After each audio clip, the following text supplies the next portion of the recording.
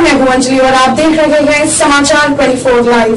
तो आइए शुरुआत करते हैं आज की प्रमुख खबर से।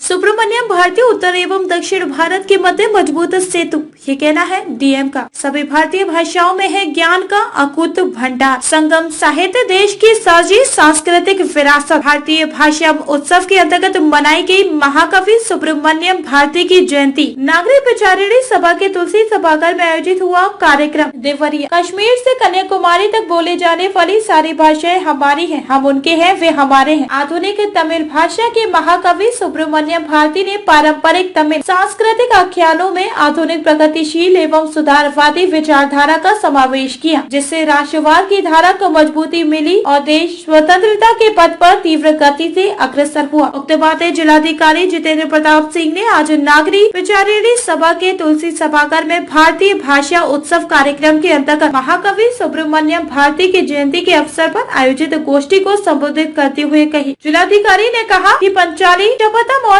कनन पंतु जैसी प्रतीकात्मक रचना के माध्यम से उन्होंने स्वतंत्रता आंदोलन को नई दिशा दी। इन रचनाओं को हिंदी सहित विभिन्न भारतीय भाषाओं में अनुवाद किया गया। जिलाधिकारी ने पत्रकारिता के क्षेत्र में सुब्रमण्यम भारती के योगदानों की भी चर्चा की।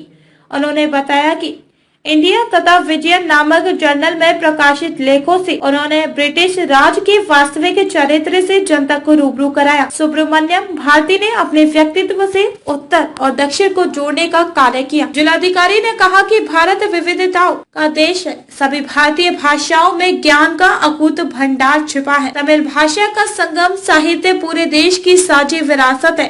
हर भारतीय को उसे पढ़ना चाहिए, जिससे उसे देश की विशालता और सांस्कृतिक धरोहरों की जानकारी मिल सके।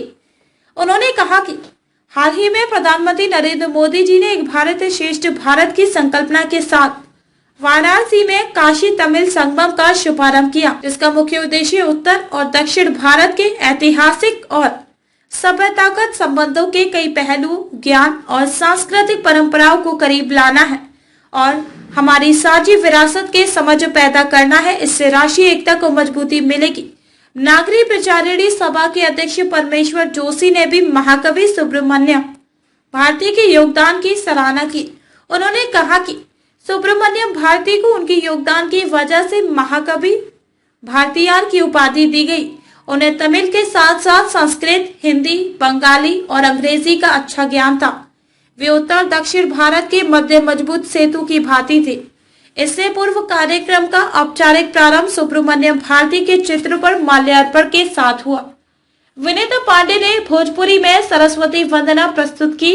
विष्णुकांत त्रिपाठी तथा खुशी मणि त्रिपाठी सहित विभिन्न छात्रों ने सुब्रमण्यम भारती की जीवनी पर प्रकाश डाला। इस अवसर पर जीआईसी के प्रधानाचार्य प्रदीप शर्मा, उप प्रधानाचार्य महेंद्र प्रसाद, नागरिक विचारिणी सभा के महामंत्री डॉक्टर अनिल कुमार त्रिपाठी, अवधेश त्रिपाठी, अभय द्विवेदी सहित बड़ी संख्या में स्कूली छात्र एवं गणमान्य नागरिक उपस्थित थे। देवरिया से संवाददाता विनय तिवारी की खास रिपोर्ट। जिसमें मैं अपने कुछ शामिल मानता ही हूँ, ऑफ कोर्स उत्तर भारत से कई बार हमें ऐसा कुछ अहंकार हो जाता है कि हम बहुत ज्ञानी हैं, हम बहुत श्रेष्ठ हैं। भारत पूरा का पूरा श्रेष्ठ है। जहाँ जाइए, जहाँ खड़े हुए वहां आपको पता चलेगा कि संस्कृति की जड़ें कितनी गहरी है। जो संगम साहित्य है साउथ का, संगम साहित्य जो हिस्ट्री के बच्चे हैं या जो लिटरेचर के बच्चे हैं जानते होंगे कि सबसे रिच साहित्य में से, सबसे समृद्ध साहित्य में से है। तो आज आवश्यकता है कि हम अपने पूरे भारतीय भाषाओं का सम्मान करें। उनको हम सिर्फ ये ना कहते बस ये दक्षिण के हैं, ये चावल खाते हैं या रसम खाते हैं, ये क्या होता है, तो रोटी बना रहे, जी नहीं सकते। इस प्रकार का एक हमारा एटीट्यूड कई बार उत्तर भारत में रहता है। शासन की धारणा है हमारे मुख्यमंत्री जी की, हमारे प्रधानमंत्री जी की, कि अगर भारत को एक भारत, श्रेष्ठ भारत, सर्वोत्तम भारत बनाना है तो हमें भाषा उत्सव का लक्ष्य यही है कि हम हिंदी जमकर पढ़ें, अच्छे से पढ़ें। नागरिक विचारिणी सभा जैसे हमारे उत्कृष्ट संस्थान है जो 100 सालों से, 110 सालों से यहाँ लगे हुए हैं और आज भी वो प्रचार करने में लगे। और साथ ही साथ हम हिंदी को तमिल से या तेलुगु से या अन्य भाषाओं से भी जोड़ें, उनकी रिस्पेक्ट करें, उसको पढ़ने का प्रयास करें। जो लोग साइंस के स्टूडेंट्स हैं वो जानते होंगे कि अगर बच्चों को, जैसे आप लोग की एज में, अगर सेकेंड लैंग्वेज पढ़ाई जाए और थर्ड लैंग्वेज पढ़ाई जाए तो ब्रेन के एक हिस्से का विकास और ज्यादा हो जाता है। जैसे जनरली हिंदी तो है ही, हमारी इंग्लिश पढ़ाने की कोशिश हम लोग करते ही करते हैं। त्रिभाषा का फॉर्मूला यही था कि साहब अगर हम खबरों में अब तक ही बस इतना ही, मिलते हैं फिर ऐसी ही बड़ी खबर के साथ। तब तक के लिए नमस्कार और देखते रहिए समाचार 24 लाइव।